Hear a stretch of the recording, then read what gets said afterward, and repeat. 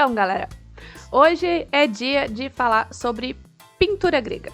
Os gregos, eles tinham uma coisa bem específica na pintura, que era utilizar como base os jarros chamados de ânforas ou pratos de cerâmica. Então, por isso, a gente vai fazer do jeito mais fácil de representar a pintura grega, começando com um círculo, tá?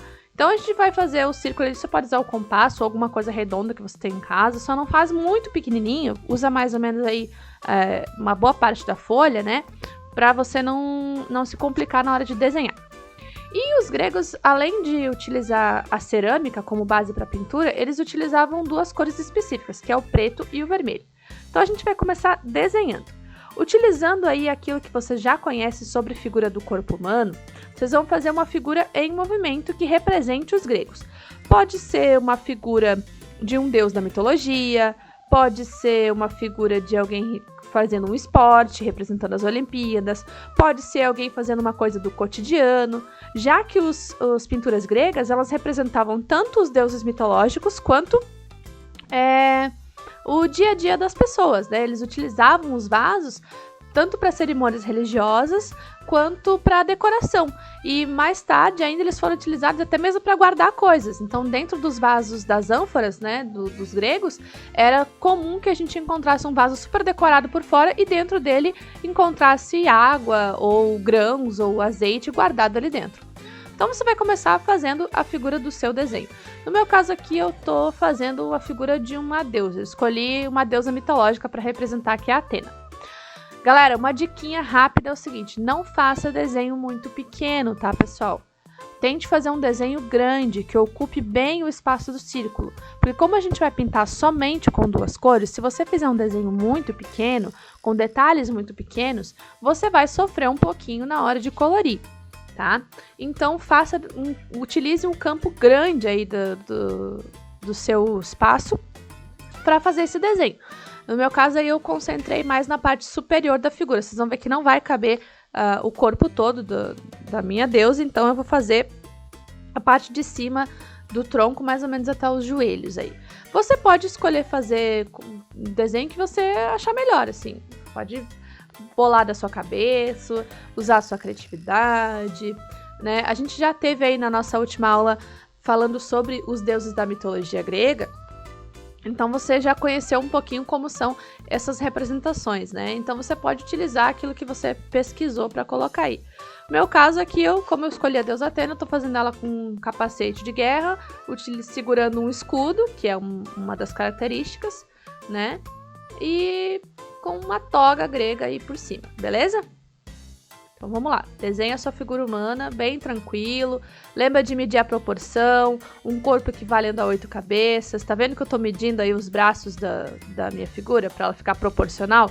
Isso é super importante, pessoal, não se esqueçam que é uma avaliação, vocês estão sendo avaliados. Então, desenho também é prática e também é avaliação.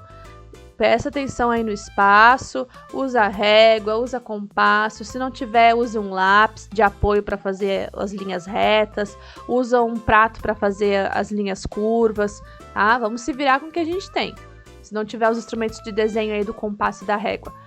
Mas é importante que vocês utilizem tudo que vocês já aprenderam sobre isso, ó. Ali eu peguei uma fitinha para fazer a parte do círculo no meu desenho. Outra coisa importante também, galera, é que vocês prestem atenção na proporção corporal, tá? Então, não adianta fazer o desenho pelo fazer. Você tem que prestar atenção naquilo que você tá produzindo, beleza? Utilizando aquilo que a gente já aprendeu sobre figura em movimento, sobre figura parada, né? Todos os nossos exercícios aí sobre o desenho da figura humana. Eu coloquei um vestidinho, né? Bonitinho.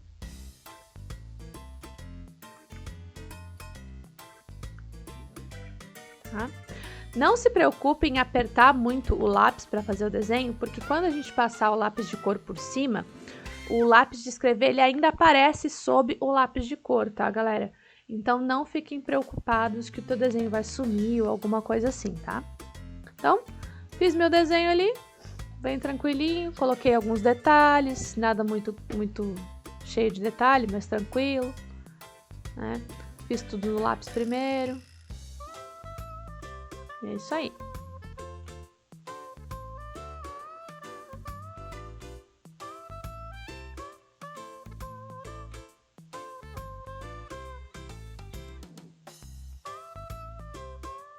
É importante que você faça alguns detalhes para dar um acabamento melhor, assim, quanto mais detalhes você coloca, mais bacana fica. Só não faça nada muito pequenininho, tá? No meu caso aqui, vocês estão vendo que eu tô fazendo umas linhas no manto, mas depois eu vou contornar elas com caneta preta, tá?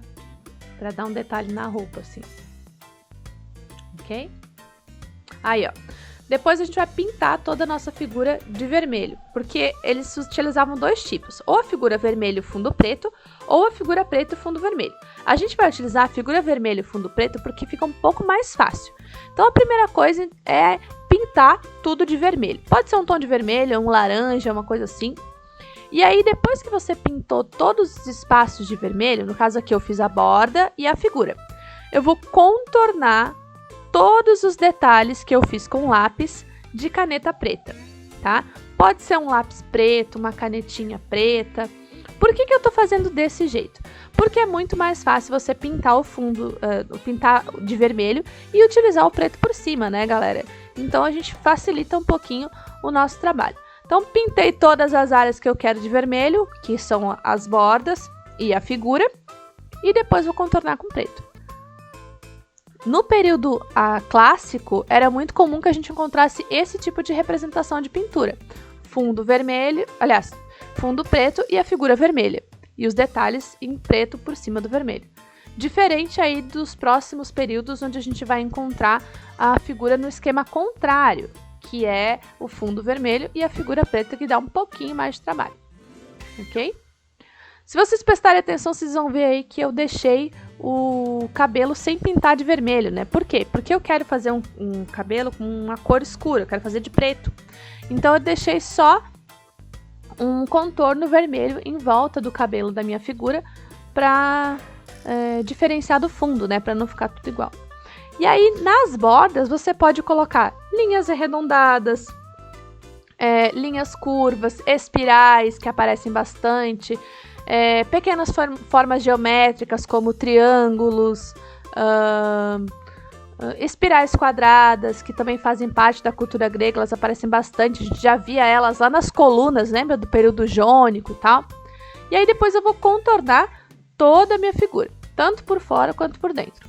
Aqui o truque é o seguinte, se você tiver várias canetas diferentes, você pode utilizar uma caneta mais grossa, de uma ponta mais grossa, para contornar as linhas externas da figura, né, o contorno da figura, e uma caneta mais fina para contornar a parte de dentro ou aonde tem pequenos detalhes, né? No meu caso eu fiz uns detalhezinhos no manto da figura da Atena e no capacete, e aí eu vou utilizar uma caneta de ponta mais fina para fazer esses contornos ali dentro, ok? Que facilita um pouco o nosso trabalho. Você pode pegar um lápis preto bem apontado, pode ser uma caneta de escrever, pode ser uma canetinha, tá? Faz com que você tenha aí. Até com um lápis de escrever bem forte por cima, um 6B também funciona. Ok? E aí, vai contornando tudo bem com calma. Cuidado para você não querer fazer o contorno rápido e acabar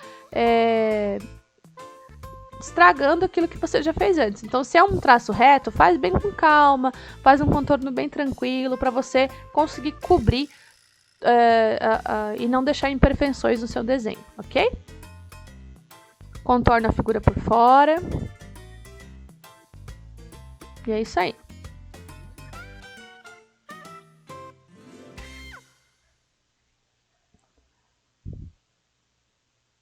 Depois de tudo contornado, então o meu desenho ficou assim. Eu pintei, né, o cabelinho de preto ali, deixei aquela bordinha vermelha, ó, tá vendo? Para separar do fundo, que também vai ser preto, e aí fiz a borda ali com as linhas que eu tava usando. Aí um truque é o seguinte, eu vou pegar um post-it aí rosa, mas você pode pegar um pedaço de papel, um pedaço de folha, qualquer coisa, e colocar embaixo da sua mão para você não borrar o desenho.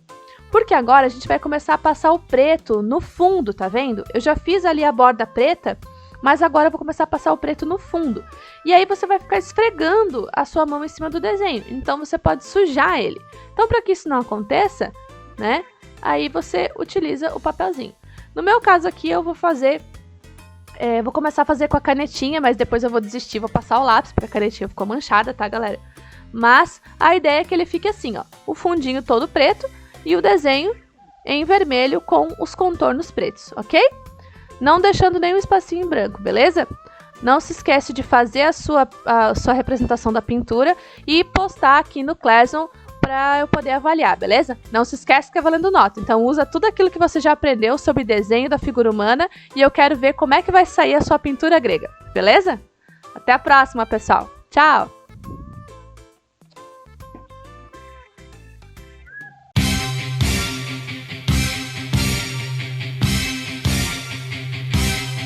Ki